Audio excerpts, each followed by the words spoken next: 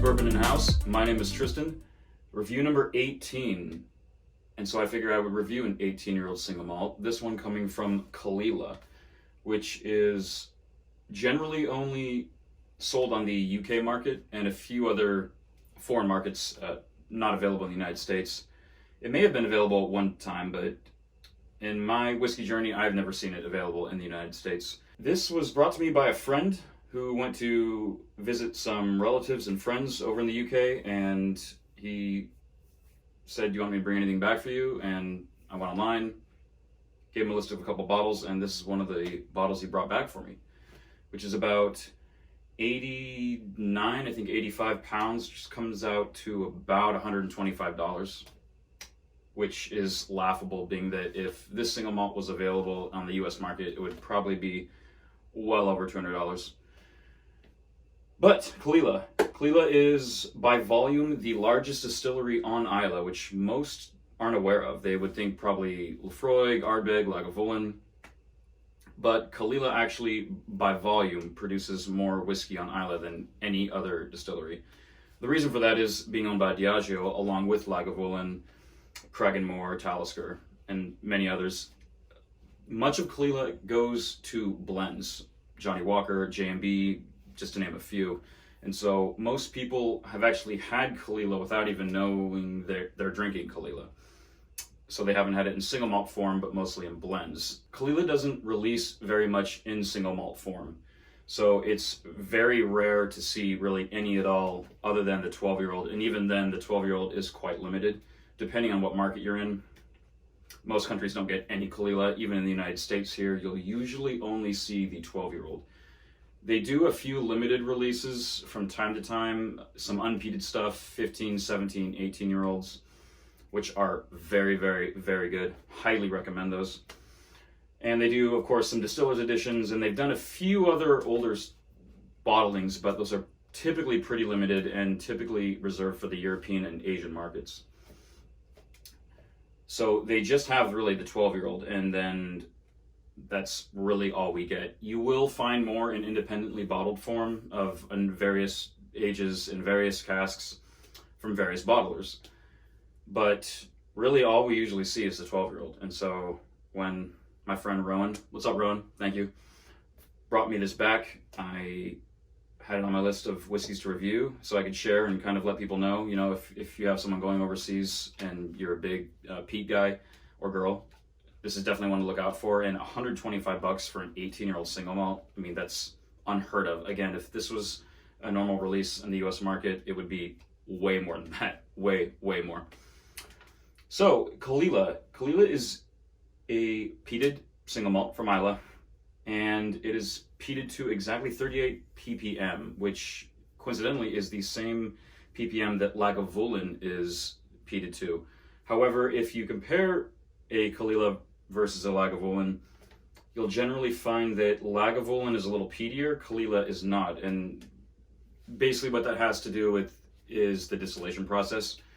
Caol Ila being used for blends isn't as bold, and so as a result they distill Caol Ila differently than they do, of course, at Lagavulin.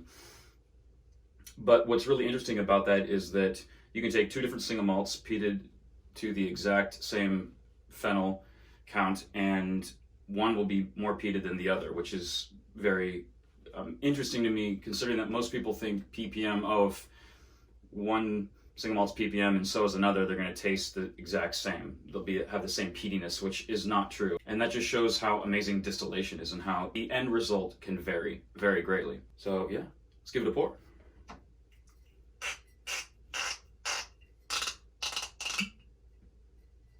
I love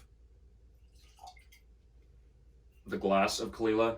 It's this smoky, it almost has like a blue tinge to it. Really, really interesting stuff.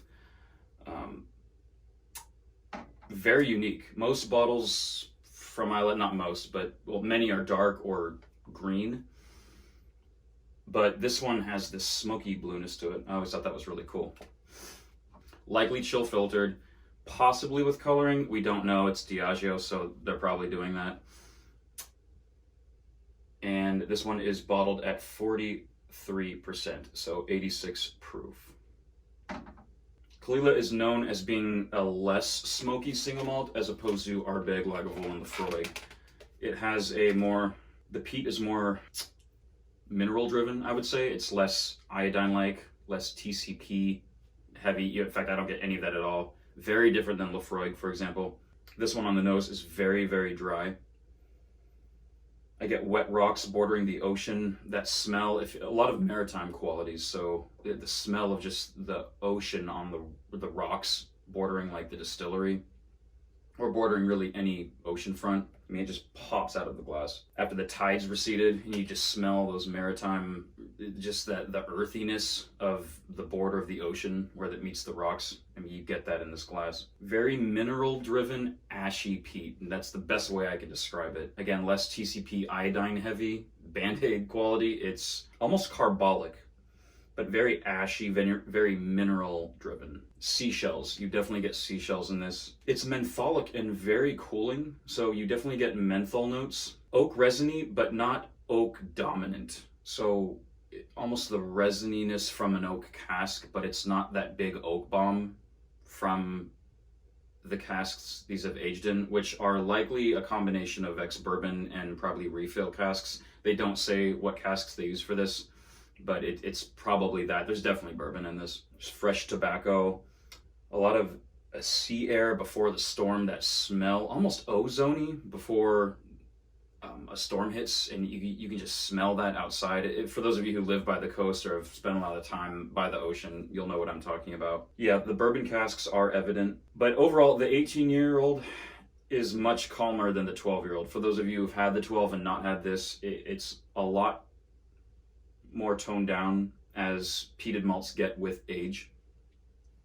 The 12-year-old, although very vibrant and fresh, and especially younger expressions from independent bottlers, where those really pop at certain areas, the complexity here, the younger single malts are complex just as this is, but they're complex in other areas, whereas this, other notes have come out with age.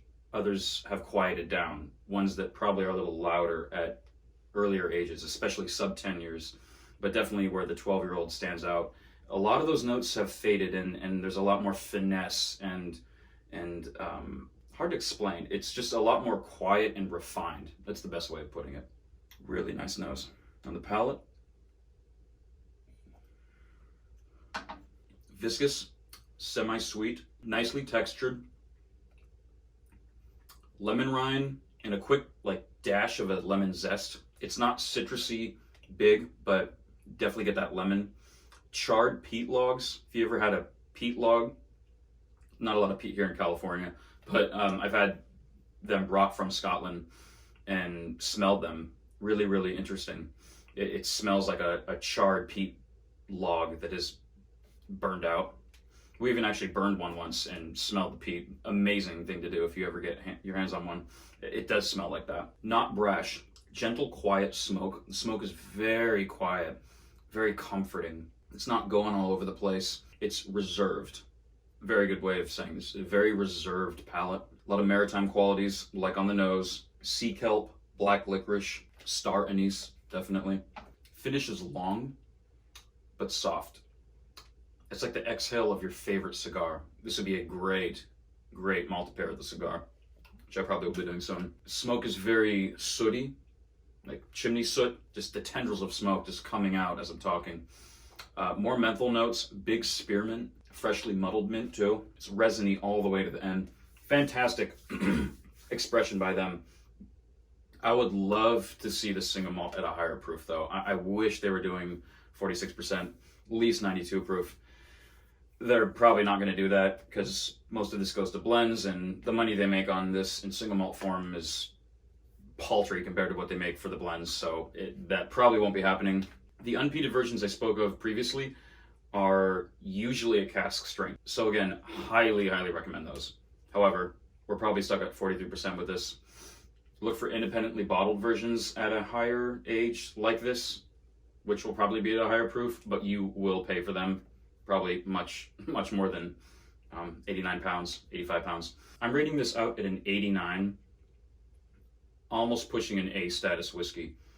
again, the main thing keeping that is the proof, which would be great to see at a higher strength.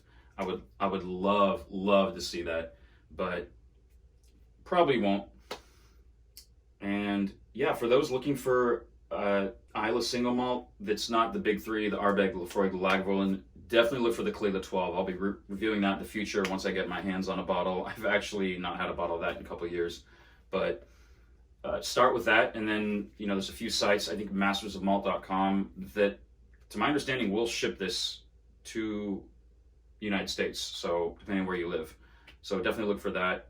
Or if you have a friend going to the UK, have them bring you back a bottle, or her bring you back a bottle. It's definitely worth the $125, in my opinion, if you like aged peated single malts. I generally like the younger stuff, so this is not something I would normally buy, but my friend was going to the UK. I don't have many buddies going there that often, so I said, hey, can you grab me the bottle? If to have one, I mean, Lafroig's not doing an 18 anymore. Lagavulin doesn't have an 18. 16's close, but not the same. Ardbeg doesn't. If they did, they have a 19-year-old, but it's stupidly high prices. So ironically, the best 18-year-old Islay single malt on the market isn't even available in the United States currently, but again, it can be shipped here. It can be purchased overseas. Caol Ila 18-year-old. If you get a chance, check it out.